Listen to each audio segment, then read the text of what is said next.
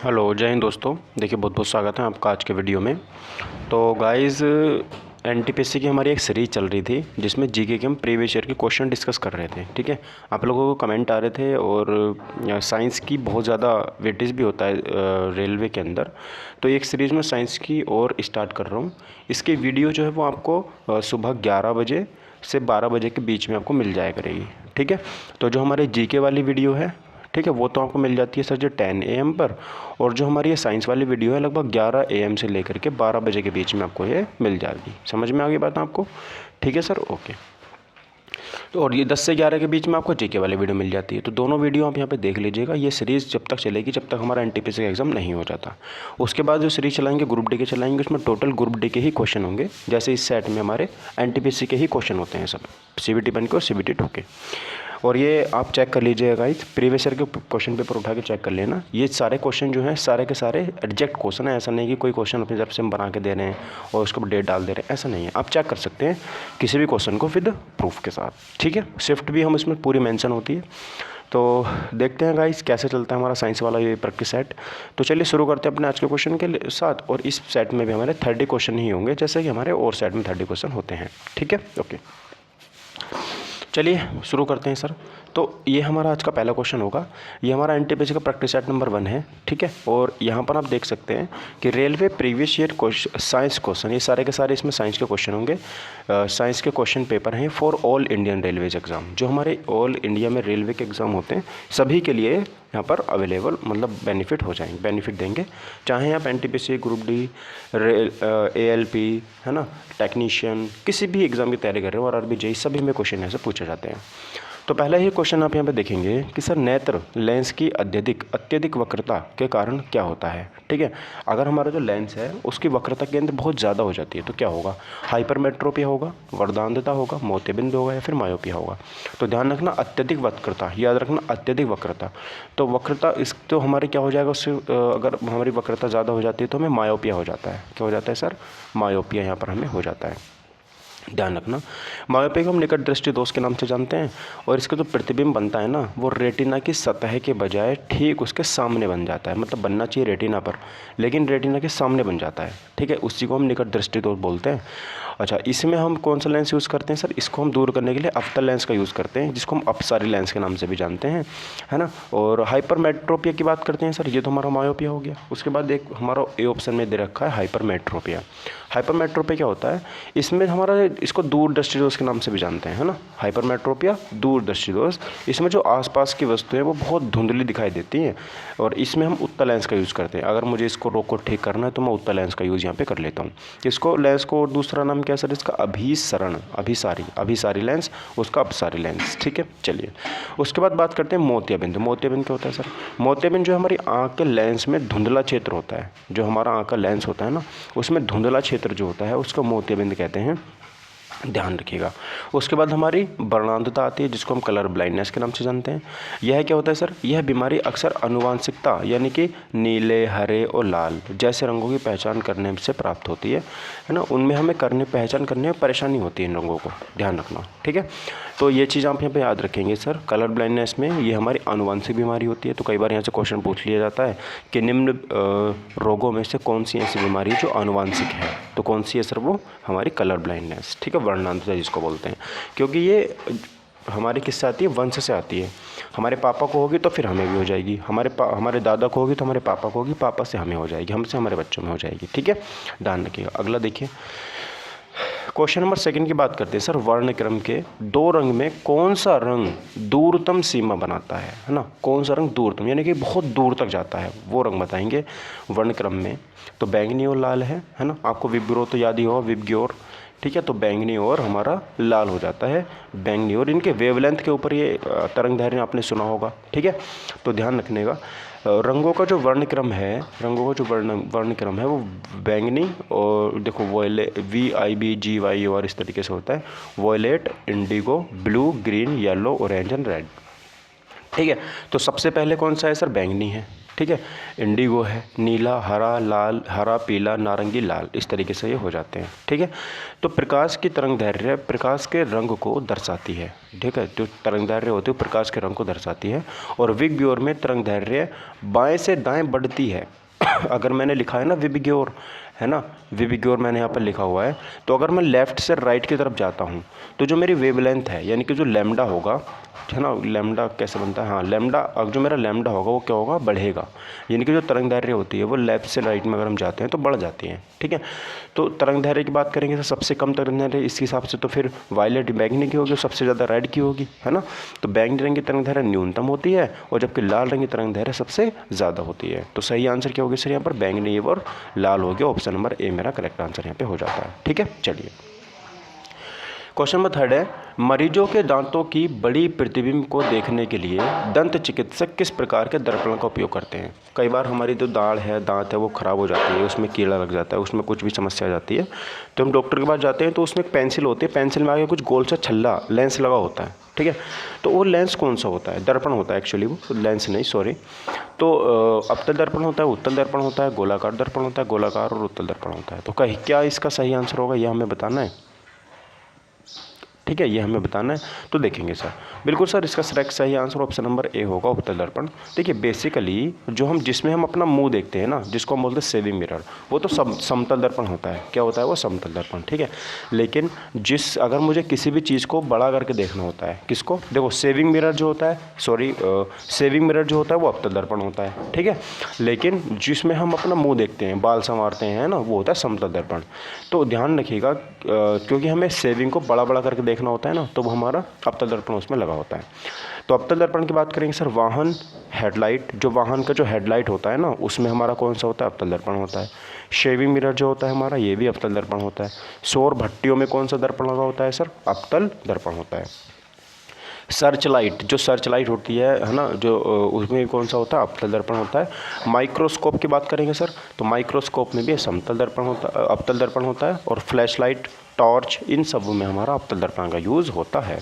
ठीक है, चलिए उसके बाद बात करते हैं सर उत्तल दर्पण के बारे में। तो उत्तल दर्पण का उपयोग क्या से करते हैं सर, हम सभी वाहनों के पीछे के दृश्य, जैसे दर्पणों, इमारतों या भवनों के अंदर आवर्धक कांच, सुरक्षा उद्देश्यों आदि में किया जाता है। ठीक है, तो हमें अगर पीछे का कुछ भी देखना होता है अपनी गाड़ी में बैठ करके, तो हम किसका यूज़ करते हैं सर, उत्तल दर्पण का यूज़ यहाँ पे कर लेते हैं। ठीक है, ओके, नेक्स्ट क्वेश्चन देखेंगे। क्वेश्चन नंबर 4 है, आँखों की अपनी फोकस लंबाई को समायोजित करके, ठीक है, और निकट और दूर की वस्तुओं दोनों पर ध्यान केंद्रित करने की क्षमता को आँख का कहा जाता है। तो उसको क्या बोलते हैं, यानी कि हम दूर की वस्तु भी और निकट की वस्तु भी, दोनों को हम क्या करते हैं, ध्यान केंद्रित कर लेते हैं और फोकस लंबाई को समायोजित कर देते हैं। तो उस पॉइंट को क्या बोलते हैं जब हम ऐसा करते हैं, तो समंजन, उपयुक्तता, समायोजन या फिर अपवर्तकता, तो उसको बोलते हैं हम समंजन, यानी कि उसको बोलते हैं अकोमोडेशन। क्या बोलते हैं सर उसको हम, अकोमोडेशन, यानी कि ऑप्शन नंबर मेरा करेक्ट आंसर हो जाएगा, अकोमोडेशन। ठीक है, समंजन बोलते हैं। यह प्रक्रिया आँख के सिलियरी मांसपेशियों द्वारा प्राप्त की जाती है। तो देखो कौन सी मांसपेशियों में, सिलियरी, तो सिलियरी मांसपेशियाँ, ध्यान रखिएगा सिलियरी। ठीक है, तो सिलियरी जो मांसपेशी होती हैं उनके द्वारा ये प्रक्रिया की जाती है, जो लेंस के आकार को बदलकर उसकी फोकस दूरी, लेंस के आकार को बदलकर उसकी फोकस दूरी को बदल देते हैं। यानी कि जैसे लेंस का आकार बदलेगा तो फोकस दूरी भी बदल जाती है। तो सिलियरी जो मांसपेशी होती हैं वो यही काम करती हैं। ठीक है, सामान्य स्वस्थ आँखों के लिए सबसे कम स्पष्ट दूरी जो होती है वो 25 सेंटीमीटर होती है ना, सबसे कम। यानी कि अगर हमें कोई चीज़ देखनी है तो हम अपनी आंखों से मिनिमम जो डिस्टेंस है वो 25 सेंटीमीटर की रखेंगे तो हमें साफ दिखाई देगा। ठीक है, चलिए फोकस दूरी गोलाकार दर्पण के ध्रुव और फोकस दूरी के बीच की दूरी होती है। जो फोकस दूरी क्या होती है सर, फोकस दूरी होती है दर्पण और ध्रुव, है ना, कि मुख्य फोकस के बीच की दूरी को हम क्या बोलते हैं, फोकस दूरी बोलते हैं। समझ में आ गई बात सर आपको, चलिए समंजन बोलते हैं उसको। अगला क्वेश्चन नंबर 5 है, रेगिस्तान में यात्रियों को अक्सर पानी की एक सीट का प्रकाशीय भ्रम होता है ना। रेगिस्तान में ही नहीं, जब हम सड़क पे चलते हैं ना तब भी क्या होता है, हमें ऐसा लगता है कि आगे तो पानी भरा हुआ है, लेकिन हम जब वहाँ पे पहुँचते तो एक्चुअली में पानी होता ही नहीं है। जहाँ वास्तव में कुछ भी मौजूद नहीं होता है, इसे हम क्या कहते हैं, प्रकीर्णन बोलते हैं, मृगतृष्णा बोलते हैं, परावर्तन या फिर व्यपवर्तन। तो आपको पता होगा सर ये किसके कारण होता है ये सब। तो सर ये हम बोलते हैं मरीचिका बोलते हैं, नहीं मृगतृष्णा बोलते हैं उसको हम। तो इसका सी आंसर मेरा करेक्ट हो जाएगा, मृगतृष्णा। ठीक है, मिरेज बोलते हैं उसको हम।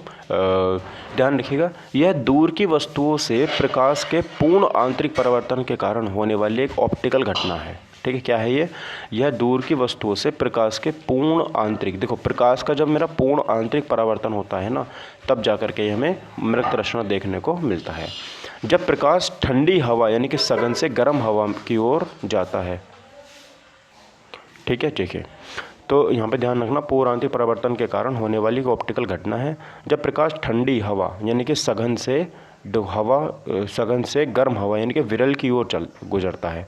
यानी कि सघन से जब प्रकाश जो है कहाँ से जाएगा सर? सघन से विरल की ओर जाता है। किधर? विरल की ओर जाएगा, सघन से विरल की ओर गुजरता है तो यह अभिलंब की ओर झुक जाता है। ध्यान रखना, जब सघन से हम विरल की ओर जाएंगे तो क्या होगा, हमारा ये जो है अभिलंब की ओर झुक जाता है और पूर्ण आंतरिक परावर्तन से गुजरता है, जिससे प्रेक्षक की दृष्टि भ्रम यानी कि इल्यूजन हो जाता है कि प्रकाश जमीन से आ रहा है। ठीक है, तो ये कुछ इस तरीके से होता है, ध्यान रखिएगा।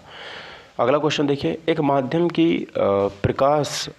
की प्रकाश को अपवर्तित करने की क्षमता को डैश के संदर्भ में भी व्यक्त किया जाता है। ठीक है, तो हम किस संदर्भ में उसको व्यक्त करते हैं? प्रकाशीय आयतन, प्रकाशीय घनत्व, प्रकाशीय द्रव्यमान या प्रकाशीय भ्रम। तो सही आंसर क्या होगा इसका? ऑप्शन बी होगा, प्रकाशीय घनत्व। ठीक है, यानी कि ऑप्टिकल डेंसिटी हम इसको बोल देंगे, प्रकाशीय भ्रम। ऑप्शन नंबर डी मेरा करेक्ट आंसर यहाँ पे हो जाता है। ठीक है, प्रकाशीय भ्रम मूल रूप से वास्तविकता और हमारा मस्तिष्क जो सोचता है उसके बीच का अंतर है। ठीक है, ओके। द्रव्यमान घनत्व किसी पदार्थ के प्रति इकाई आयतन का द्रव्यमान है। एक माध्यम से दूसरे माध्यम की ओर जाने वाली तरंग की दिशा में परिवर्तन को अपवर्तन कहते हैं। ठीक है, ध्यान रखना, अपवर्तन किसे बोलते हैं? जब एक माध्यम से दूसरे माध्यम में तरंग जाती है उसकी दिशा में परिवर्तन को हम अपवर्तन कहते हैं। ध्यान रखिएगा। क्वेश्चन नंबर 7 देखेंगे, गोलीय दर्पण के परावर्तक पृष्ठ का केंद्र बिंदु क्या कहलाता है ना? गोलीय दर्पण के परावर्तक पृष्ठ का केंद्र बिंदु क्या कहलाता है? मुख्य अक्ष कहलाता है, ध्रुव कहलाता है, वक्रता केंद्र कहलाता है, फोकस कहलाता है। तो ध्यान रखिएगा, सही आंसर ऑप्शन नंबर हमारा बी हो जाएगा, उसको हम ध्रुव कहते हैं। ठीक है, तो गोलीय दर्पण के परावर्तक पृष्ठ का जो केंद्र होता है उसको हम ध्रुव कहते हैं। ठीक है, ध्यान रखना। यह गोलाकार दर्पण के छिद्र का मध्य बिंदु है और आमतौर पर इसे पी अक्षर द्वारा दर्शाया जाता है ना? तो हम इसको जो है पी अक्षर के द्वारा दर्शाते हैं, पी फॉर पोल हो जाता है, ध्रुव। मुख्य अक्ष लेंस या गोलीय दर्पण के प्रकाशिक केंद्र और वक्रता केंद्रों से गुजरने वाली रेखा होती है। ठीक है, वक्रता केंद्र उस गोले का केंद्र होता है जिसका एक भाग गोलीय दर्पण होता है, इसे सी द्वारा दर्शाया जाता है। जब अनंत से किरणें गोलीय दर्पण के प्रकाशिक अक्ष के समांतर आती हैं तो वो मुड़ जाती हैं। देखो, अब इसका ना आप लोग ये गोल पे टाइप करना, गोलीय दर्पण है ना, तो आपको वहाँ पर उसका एक चित्र दिखाई देगा, आप उस डायग्राम को देखना, वहाँ से आपको क्लियर हो जाएगा। ठीक है, चलिए आगे देखते हैं। क्वेश्चन नंबर 8 है सर, निम्नलिखित में से कौन सा सिद्धांत सौर ऊर्जा प्रणाली से संबंधित है ना? सौर ऊर्जा प्रणाली से संबंधित है। ध्यान रखेंगे सर यहाँ पर, प्रकाश वोल्टीय प्रभाव, प्रकाश विद्युत प्रभाव, प्रकाश गतिक प्रभाव, प्रकाश संश्लेषण प्रभाव। तो सही आंसर हमारा ऑप्शन नंबर ए होगा। क्या होगा सर हमारा यहाँ पे? प्रकाश वोल्टीय प्रभाव। ऑप्शन नंबर ए हमारा करेक्ट हो जाएगा। ठीक है, देखिए, प्रकाश वोल्टीय प्रभाव प्रकाश विद्युत प्रभाव इलेक्ट्रॉनों का उत्सर्जन है जब विद्युत चुम्बकीय विकिरण जैसे प्रकाश किसी पदार्थ से टकराता है। प्रकाश गतिक प्रभाव का सिद्धांत प्रकाश की किरण द्वारा लगाए गए बैलों और टॉर्क में व्यक्त करता है। टॉर्क क्या होता है सर? बलागुण होता है। ठीक है, ध्यान रखना। तो जो सौर ऊर्जा प्रणाली से संबंधित हुआ है प्रकाश वोल्टीय प्रभाव, प्रकाश वोल्टीय प्रभाव। अगला देखिए क्वेश्चन नंबर 9, निम्नलिखित में से कौन प्रकाश के अपवर्तन का उदाहरण सही नहीं है? प्रकाश के अपवर्तन का बताओ। सितारों का टिमटिमाना, मानव आंख द्वारा प्रतिबिंब निर्माण, सूर्यास्त का लाल रंग होना, इंद्रधनुष का निर्माण होना। तो क्या होगा सही आंसर हमारा? ऑप्शन नंबर सी होगा। सूर्यास्त का हमें लाल रंग जो दिखाई देता है वो किसके कारण? प्रकाश के अपवर्तन का कारण नहीं होता। ठीक है, बाकी सारे होते हैं। जब सितारे हमें टिमटिमाते दिखाई देते हैं तो भी प्रकाश का अपवर्तन होता है। मानव आंख द्वारा प्रतिबिंब का निर्माण होता है ना, वो भी हमारा किसके कारण होता है? अपवर्तन के कारण होता है। और इंद्रधनुष का निर्माण भी अपवर्तन के कारण ही होता है। ठीक है, देखिए, लेकिन जो प्रकाश सूरज का लाल रंग होता है प्रकाश के प्रकीर्णन के कारण होता है। ध्यान रखना, प्रकाश प्रकीर्णन के अन्य उदाहरण है आकाश का नीला रंग होना, तारों का टिमटिमाना, हीरे की तरह, और प्रकाश का हीरे की तरह चमकता हुआ दिखना, मतलब हीरा जो है चमकता हुआ दिखता है हमको। शल्य चिकित्सकों में लेजर का उपयोग अपवर्तन के उदाहरण। जो है देखो ये तो हमारे परिकीर्णन के उदाहरण थे, ठीक है। उसके बाद बात करते हैं सर अपवर्तन के उदाहरण क्या क्या होते हैं। तो अपवर्तन जैसे पानी का तालाब वास्तव में जितना गहरा है उससे कम गहरा प्रतीत होता है, ये किसका अपवर्तन का उदाहरण है ये। और लेंस कैमरा लेंस का चश्मा जो होता है, कैमरा लेंस भी इसी का उदाहरण है और चश्मा भी इसी का उदाहरण है, ठीक है। चलिए क्वेश्चन नंबर 10 बताएंगे। क्वेश्चन नंबर 10 का सही आंसर क्या होगा, देखिए वह लेंस जो बीच में से पतला और परिधि पर मोटा होता है, जो बीच में से तो पतला होता है लेकिन परिधि पर मोटा होता है, उसे हम क्या बोलते हैं, अवतल लेंस, उत्तल लेंस, बेलनाकार लेंस या समांतर लेंस, ठीक है। तो ध्यान से देखेंगे उसको हम क्या बोलते हैं सर, अवतल लेंस बोलते हैं। हमारा ऑप्शन नंबर ए यहाँ पर सही हो जाएगा, ठीक है, ध्यान रखना। ये क्या होता है सर, बीच में से तो पतला होता है लेकिन परिधि पर इसको मोटा होता है। ये इसको बेलनाकार, जैसे अब देखो बेलनाकार लेंस क्या होता है, बेलनाकार लेंस एक प्रकार की लेंस की एक्स और वाई अक्षों में अलग अलग त्रिज्याएं होती हैं। ये क्या होती हैं, अलग अलग त्रिज्याएं होती हैं। उत्तल लेंस एक लेंस जो प्रकाश की किरणों को परावर्तित करती है और मुख्य अक्ष के समांतर होती है, ठीक है, ध्यान रखना। तो बीच में से पतला और परिधि पर मोटा अवतल लेंस होता है, ध्यान रखना। अगला क्वेश्चन देखेंगे, आकाश का नीला रंग किसके कारण होता है ना। तो प्रकाश का वर्ण विक्षेपण, प्रकाश का प्रकीर्णन, प्रकाश का अपवर्तन, प्रकाश का विवर्तन। तो सही आंसर क्या होगा, हमारा ऑप्शन नंबर बी होगा, प्रकाश का प्रकीर्णन के कारण ये हमारा होता है, जो आकाश का नीला रंग होता है, ठीक। प्रकीर्णन के अन्य उदाहरण की बात करते हैं सर, सूर्यास्त और सूर्योदय और सूर्यास्त जो होता है, देखो जब सूरज उगता है तब भी हमें लाल रंग दिखाई देता है सूरज के अंदर, जब सूरज छिपता है तब भी हमें उसमें लाल रंग दिखाई देता है। तो ये हमारे प्रकीर्णन के उदाहरण होते हैं। अच्छा, प्रकाश के अपवर्तन के कुछ उदाहरण बिल्कुल सर, जैसे तारों का टिमटिमाना अपवर्तन का उदाहरण है। कैमरे का जो लेंस होता है वो हमें कैसा अपवर्तन के कारण दिखाई देता है, बाहर की तरफ को निकला हुआ। पानी का तालाब जितना गहरा होता है उतना होता नहीं है एक्चुअल, मतलब जितना होता है उससे कम दिखाई देता है, ये भी अपवर्तन का उदाहरण है, ठीक है, ध्यान रखना। उसके बाद देखो प्रकाश के वर्ण विक्षेपण के उदाहरण देख लो। वर्ण विक्षेपण के उदाहरण जैसे इंद्रधनुष का निर्माण होना, ये वर्ण विक्षेपण का उदाहरण है। किसका सर, वर्ण विक्षेपण का।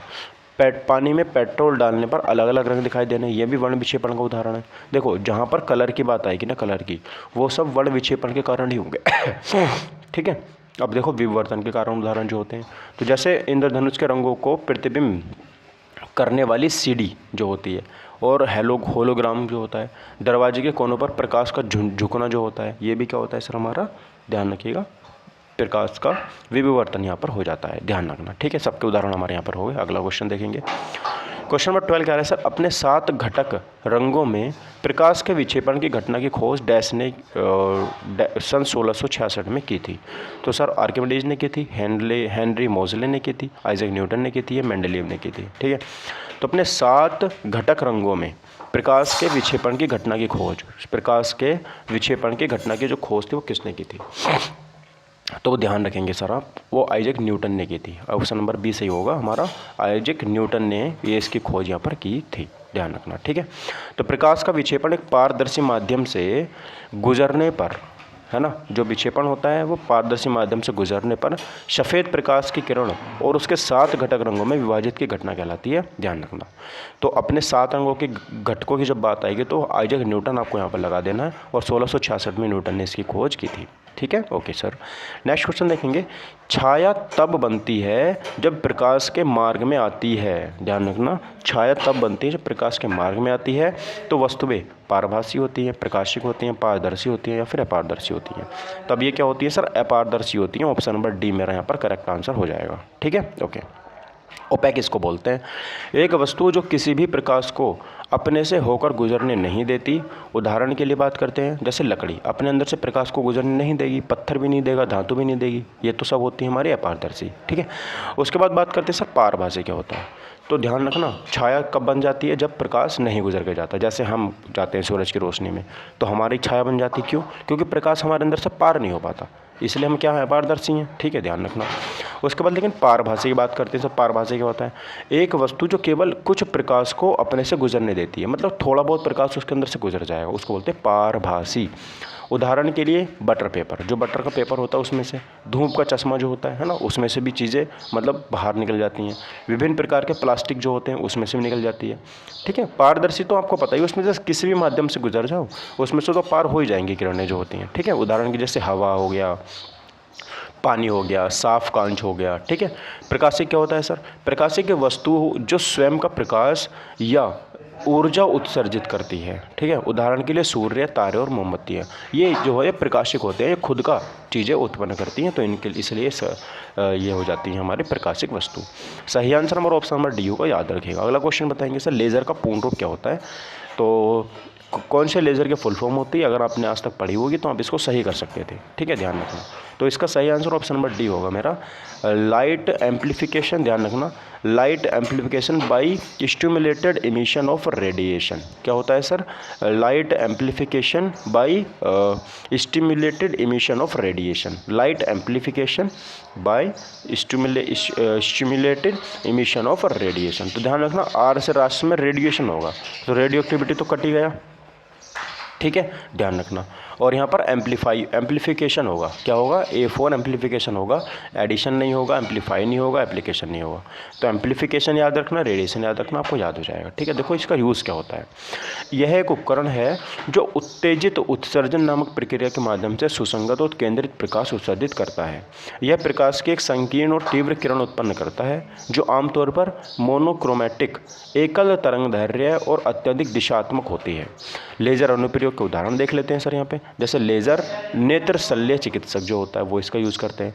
लेज़र प्रिंटिंग में इसका यूज़ होता है ना, बारकोड स्कैनर में इसका यूज़ होता है, और फाइबर ऑप्टिक संचार में इसका यूज़ होता है, ठीक है। चलिए अगला देखिए क्वेश्चन नंबर 15। प्रकाश की शक्तिशाली समांतर किरणें प्राप्त करने के लिए, शक्तिशाली किरणें प्राप्त करने के लिए सामान्यतः टॉर्च, सर्चलाइट और वाहन हेडलाइट में किस प्रकार के दर्पण का उपयोग किया जाता है। तो अभी हमने देखा था सर, इसमें हम अवतल दर्पण का यूज़ करते हैं, ठीक है, अवतल दर्पण का यूज़ यहाँ पे हम करते हैं।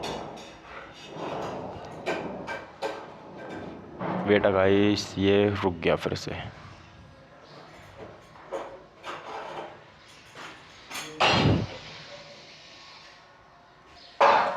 नेक्स्ट क्वेश्चन देखेंगे, क्वेश्चन नंबर 16 है, वाहनों में पश्च दर्पण के रूप में किस प्रकार के दर्पण का यूज़ किया जाता है। देखो पीछे देखने के लिए ना, तो हमने अभी तो देखा था, पीछे देखने के लिए हम किसका यूज़ करते हैं सर, ऑप्शन नंबर डी मेरा, हम उत्तल दर्पण का यहाँ पे यूज़ कर लेते हैं, ठीक है। डी ऑप्शन हमारा करेक्ट आंसर हो जाता है, ठीक है। चलिए अगला क्वेश्चन देखेंगे, क्वेश्चन नंबर 17 है हमारा, सूर्य के क्षितिज से वास्तविक रूप से गुजरने, देखो सूर्य के क्षितिज से वास्तविक रूप से गुजरने और पृथ्वी पर उसके प्रतिबिंब देखने में सक्षम होने के बीच का समय का अंतर जो है वो कितना होता है, ठीक है। तो 8 मिनट, 4 मिनट, 10 मिनट या 2 मिनट। तो यहाँ पर ऑप्शन नंबर डी मेरा 2 मिनट का यहाँ पर समय वो होता है, ध्यान रखिएगा, ठीक है, ध्यान, ओके। वायुमंडल द्वारा प्रकाश के अपवर्तन के कारण हम सूर्य को वास्तविक सूर्योदय से 2 मिनट पहले और वास्तविक सूर्यास्त के 2 मिनट बाद तक देख पाते हैं। यानी कि सूरज छिप गया तब भी हमें 2 मिनट तक दिखाई देता है, और सूरज उग गया तब भी हमें 2 मिनट पहले दिखाई दे जाता है, ठीक है, ध्यान रखिएगा। इसमें डिफरेंस कितना होता है, 2 मिनट का होता है। सूर्य के प्रकाश को पृथ्वी की सतह तक पहुंचने में 8 मिनट 20 सेकंड का समय लगता है। चंद्रमा के प्रकाश को पृथ्वी की सतह तक पहुंचने में लगभग 1.3 सेकंड का समय लगता है, यानी कि 1.3 सेकंड, ध्यान रखिएगा, ठीक है, समय यहाँ पर लगता है। अगला क्वेश्चन देखेंगे, 1 मिनट 30 सेकंड होगा शायद वो। अगला देखिए क्वेश्चन नंबर 18, कन्फर्म करिएगा मुझे लास्ट वाले क्वेश्चन में, निम्नलिखित में से कौन वस्तु से बड़ा आभासी प्रतिबिंब उत्पन्न करती है। देखो वस्तु से बड़ा भी है और आभासी भी है, तो कौन सा है वो जो उत्पन्न करता है, उत्तल दर्पण, अवतल लेंस, समतल दर्पण, अवतल दर्पण। तो सही आंसर क्या होगा सर हमारा, ऑप्शन नंबर डी अवतल दर्पण हो जाएगा। जो क्या बताता है हमको सर, ये देखो ऐसे अवतल, ऐसे आभासी, और ये वस्तु से बड़ा भी बनाता है, ठीक है, ध्यान रखना। जब वस्तु दर्पण के ध्रुव और फोकस के बीच रखी जाती है, उत्तल दर्पण और अवतल लेंस हमेशा आभासी प्रतिबिंब बनाते हैं, हमेशा, ध्यान रखना, इन्होंने हमेशा वर्ड यूज़ करा है, हमेशा ये आभासी प्रतिबिंब बनाते हैं, ध्यान रखना। जो वस्तु से छोटी होती है, समतल दर्पण आभासी प्रतिबिंब उत्पन्न करते हैं जो वस्तु के आकार के समान होती है। अगला क्वेश्चन देखिए, प्रकाश यात्रा करता है ऊर्ध्वाधर रेखा में, क्षैतिज रेखा में, सीधी रेखा में, वक्र रेखा में। तो इससे आसान तो कोई क्वेश्चन नहीं था। प्रकाश बिल्कुल सीधी रेखा में यहाँ पर क्या करता है, चलता है, उसे तिरछी रेखा में बिल्कुल भी नहीं चलता है, ध्यान रखना, ठीक है। चलिए अगला क्वेश्चन देखेंगे, क्वेश्चन नंबर 20 है, इंद्रधनुष एक प्राकृतिक घटना है जो दर्शाती है अपवर्तन को, परावर्तन को, विवर्तन को, प्रकीर्णन को। बताओ अभी हमने देखा था, किसको दर्शाएगी सर, ये हमारा प्रकीर्णन को यहाँ पर दर्शाती है, option number D correct answer हमारा हो जाता है, ठीक है। तो प्रकीर्णन क्या होता है, प्रकाश का उसके घटक यानी कि रंगों में विघटन। उदाहरण के लिए इंद्रधनुष में रंग लाल, नारंगी, पीला, हरा, नीला, आसमानी, बैंगनी, ठीक है, इसमें हमारा हो जाता है। अगला क्वेश्चन देखेंगे, हजामत बनाने के लिए यानी कि सेविंग मिरर, तो हमारा अवतल दर्पण होता है, ये मैंने आपको अभी बताया था, ठीक है। ठीक, चलिए क्वेश्चन थोड़े इजी थे। ये क्या हो जा रहा है बार बार इसको,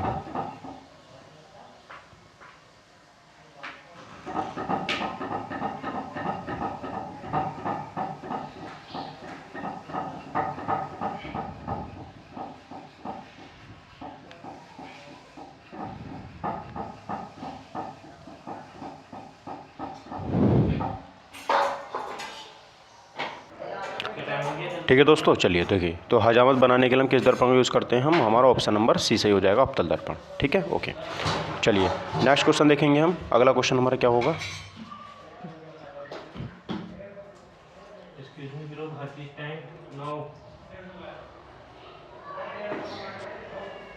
हेलो एक्सक्यूज मी। चलिए दोस्तों क्वेश्चन यहाँ पे देखते हैं, निम्नलिखित में से कौन लेंस सूत्र का प्रतिनिधित्व करता है, लेंस के सूत्र का प्रतिनिधित्व। ठीक है, तो यहाँ पे कौन सा होता है सर, 1/, ये h नहीं होगा, ये तो गलत है, 1/h तो कैसे हो सकता है।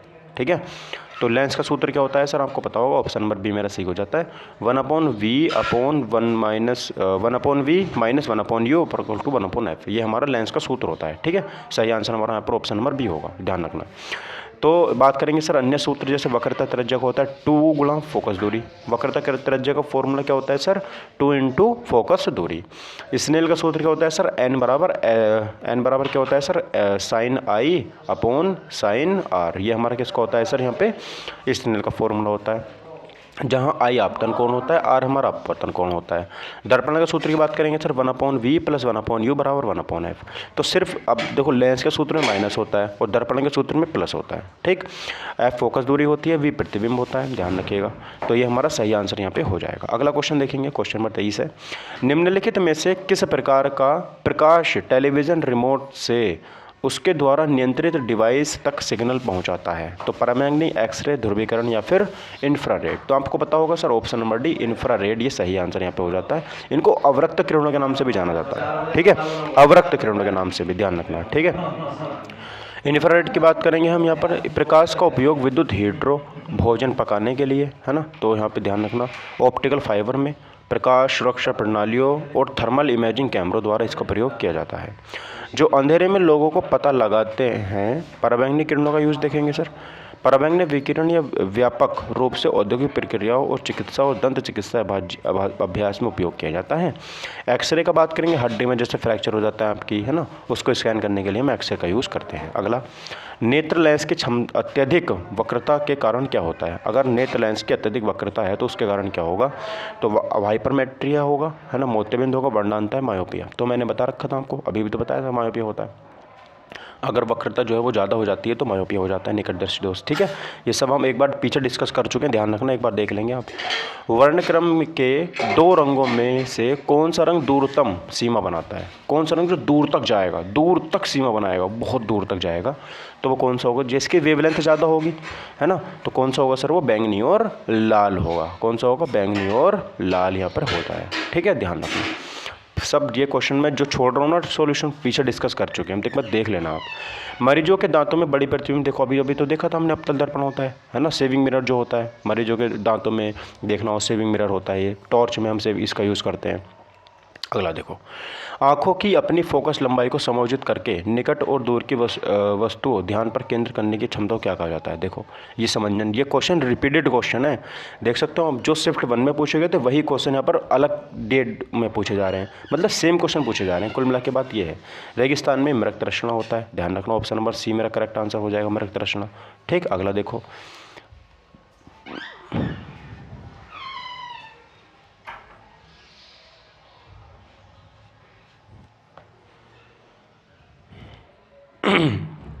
सॉरी गाइस, आज पता नहीं कैसे गड़बड़ कर रही है टैबलेट मेरी, बहुत ज़्यादा ही गड़बड़ कर रही है कुछ। ठीक है, तो ये हमारा मृग तृष्णा हो जाता है। क्वेश्चन नंबर 28 देखते हैं। देखो, एक माध्यम की प्रकाश की अपवर्तित करने की क्षमता के संदर्भ में उसको कैसे व्यक्त किया जाता है, तो प्रकाशीय भ्रम होता है, प्रकाशीय द्रव्यमान, प्रकाशीय घनत्व, प्रकाशीय आयतन। तो प्रकाशीय घनत्व होता है वो ऑप्टिकल होता है, यानी कि ऑप्शन नंबर बी मेरा करेक्ट आंसर यहाँ पर हो जाएगा। ठीक है, ऑप्टिकल डेंसिटी होता है। ठीक है, ये अभी हम डिस्कस कर चुके हैं, ध्यान रखिएगा। अगला, गोलीय दर्पण के परावर्तक पृष्ठ का केंद्र बिंदु क्या कहलाता है? मुख्य अक्ष, वक्रता केंद्र या फिर ध्रुव या फोकस? तो ध्रुव कहलाता है, हमने देख चुके हैं उसको, पोल कहते हैं। ठीक है, देख लेना ये क्वेश्चन, अब मैं पीछे करा चुका हूँ उनका सबका सोल्यूशन। तो ये गाइस हमारा आज का प्रैक्टिस सेट था, जिसमें हमने पूरे के पूरे 30 क्वेश्चन किए हैं। आपको मज़ा आया होगा ये सेट करके, और ये ऐसे ही चलता रहेगा। सबसे पहले हम ये फिजिक्स डिस्कस कर रहे हैं, उसके बाद केमिस्ट्री जाएगी, बायो मिक्स भी आ सकता है, अदरवाइज मतलब सारे क्वेश्चन होंगे एनटीपीसी के ही। लगभग हमारे पास यहाँ पर 2100 से 2200 क्वेश्चन है जो टोटल एनटीपीसी के जो यहाँ पर पूछे गए वो सारे हम करेंगे। ठीक है, 30 क्वेश्चन हम एक साइड में कर रहे हैं और आगे जाकर हम उन क्वेश्चन की संख्या को बढ़ा भी सकते हैं। चलिए मिलते हैं अगले वीडियो में, जब तक के लिए thank you for watching my video. Take care, bye bye, जय हिंद, वंदे मातरम।